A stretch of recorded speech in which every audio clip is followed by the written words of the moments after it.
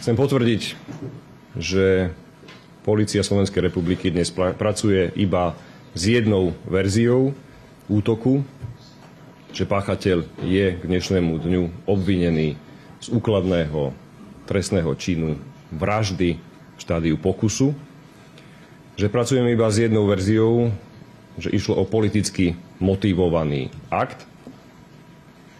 Oproti tomu včerajšku vám viem potvrdiť, že tie dôvody, prečo išlo o politicky motivovaný pokus úkladnej vraždy, sú, ako to povedal sám podozrivý,